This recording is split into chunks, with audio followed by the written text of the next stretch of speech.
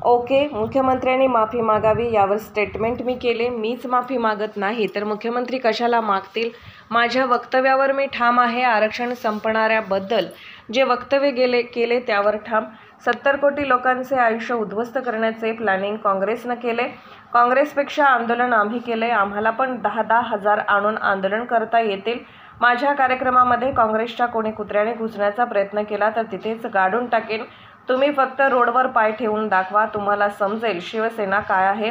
मी खरे बोलण्याचा निषेध करता तर करा. जी जनता तुम्हाला मतपेटीतून उत्तर देईल. जे वक्तव्य केले ते माझे वैयक्तिक मत आहे. विजय वडेट्टीवार यांनी अनेक वेळा माझ्याबद्दल घाणेरड्या गोष्टी बोलल्या. मी काही बोललो नाही. पाहिजे तुमच्या नेत्याला राहुल गांधीला आवर घाला, जो आरक्षण संपवण्याची भाषा करतो. पहिले आमच्या नेत्याला शिकवा, मग निषेध करा. आम्ही गुन्ह्याची पर्वा कधी केली नाही. आरक्षणाला विरोध करणाऱ्याला जर धडा शिकवण्याकरता जर गुन्हा दाखल होत असेल तर आम्हाला काही अडचण नाही. याला जर गुंडगिरी म्हणत असतील तर ही गुंडगिरी मला मान्य आहे. आम्ही गुन्ह्याची पर्वा कधी करेल भाऊ? माझ्या तमाम देशातल्या 70 कोटी जनतेचं आरक्षण वाचवण्याकरता किंवा त्याला विरोध करणाऱ्याला जर धडा शिकवण्याकरता आमच्यावर गुन्हा दाखल होत असेल तर आम्हाला काय प्रॉब्लेम नाही. तुम्हाला गुंड प्रवृत्तीचं म्हणून संबोधलं जाते. जाती दंगली घडवण्याचा प्रयत्न गायकवाडांनी केला असं म्हटलं जाते काँग्रेसच्या वतीने. दाखवा ना कुठं दंगली झाल्या, कुठं गुंडगिरी झाली, काय झालं सांगा ना. तुमचे काँग्रेसचा आमदार इकडे होता 5 वर्ष, कुठे काय झालं? आणि अशा प्रकारे तमाम करोडो गोरगरिबांचं आरक्षण हिसकाण्याची भाषा करण्याला उत्तर देणं ही जर गुंडगिरी होत म्हणत असतील तर अशी गुंडगिरी मला मान्य आहे. मुख्यमंत्र्यांनी तुमच्या वक्तव्यानंतर माफी मागावी अशी मागणी काँग्रेसकडून केली जाते, काय नेमकी प्रतिक्रिया?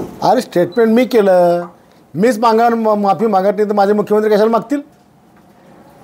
तुम्ही आपल्या वक्तव्यावर ठाम आहात का? माझ्या वक्तव्यावर मी ठाम आहे. या देशातल्या 140 कोटी जनतेपैकी 50% जनतेला रिझर्वेशन आहे, आरक्षण आहे. आणि ते आरक्षण संपवण्याची भाषा करणाऱ्याबद्दल मी जे वक्तव्य केलं मी त्याच्यावर ठाम आहे. 70 कोटी लोकांचं आयुष्य उद्ध्वस्त करण्याची प्लॅनिंग काँग्रेसने केलेली आहे. ज्या 70 वर्षात या 70 ज्या मागासवर्गीय लोकांनी या काँग्रेसला सत्तेवर ठेवलं त्यांना चांगले दिवस आले. त्याच समाजाला संपर्क करता हे निघालेले आहेत. याच्यामध्ये आदिवासी असतील, मागासवर्गीय असतील, याच्यामध्ये ट्रायबल असतील, ओबीसी असतील, सगळेच. आणि पुन्हा मी उच्चार करेन की जो धनगर समाज आणि ओबीसी समाज आज आरक्षणात मागायच्या प्रतीक्षेमध्ये आहेत, इतक्या वर्षांतून आंदोलन करतो, त्यांना देण्याच्या आधीच त्यांचं आरक्षण खतम करायकरता हे यांचं सगळं प्लॅनिंग चाललं आहे. आणि म्हणून मी माझ्या वक्तव्यावर या ठिकाणी ठाम आहे. राहिला आंदोलनाचा विषय तर काँग्रेसवाल्यापेक्षा जास्त आंदोलन आम्ही केलेली आहेत, आम्हाला करता येतात. आणि तुम्ही तर काय फक्त कधी न ठाण्यामध्ये ठिया म्हणता, आम्हाला पण 10-10 हजार लोक आणून करता येतील. महाराष्ट्रभर सगळ्या ज्या जातीचं आरक्षण तुम्ही हिसकायचा प्रयत्न करून राहिलो त्या सगळ्या जाती पेटून उठतील आणि या काँग्रेसच्या विरोधामध्ये आंदोलन करतील. आणि त्यांनी केलं पाहिजे. तोंडाचा घास हिसकवणार आहेत यांना अजिबात सोडायला नाही पाहिजे. या काँग्रेसवाल्यांना सगळ्यांनी जाहीरपणे याचा निषेध केला पाहिजे काँग्रेसचा. 2 दिवसानंतर मुख्यमंत्री आता जिल्ह्यात आहेत, बुलढाण्यात आहेत. आणि असं असताना काँग्रेसकडून निषेध केला जाऊ शकतो. मुख्यमंत्र्यांचा कार्यक्रमामध्ये 26 मार्कांचा लोकार्पण सोहळा आहे जे सगळ्या समाजाचे दैवत आहेत. दुसरा कार्यक्रम मुख्यमंत्री लाडकी बहिणीचा गोरगरीब शेतकरी शेतमजूर महिलांचा कार्यक्रम आहे. माझ्या कार्यक्रमामध्ये काँग्रेसच्या कोणी कुत्र्यानं घुसायचा बी प्रयत्न केला तर तिथंच गाडून टाकेन. मुख्यमंत्र्याला बुडाला पाय ठेवू देणार नाही काँग्रेस? अरे पाय सोडा, तुम्ही आमच्या रोडवर पाय ठेवून दाखवा, तुम्हाला समजेल की मग शिवसेना काय आहे.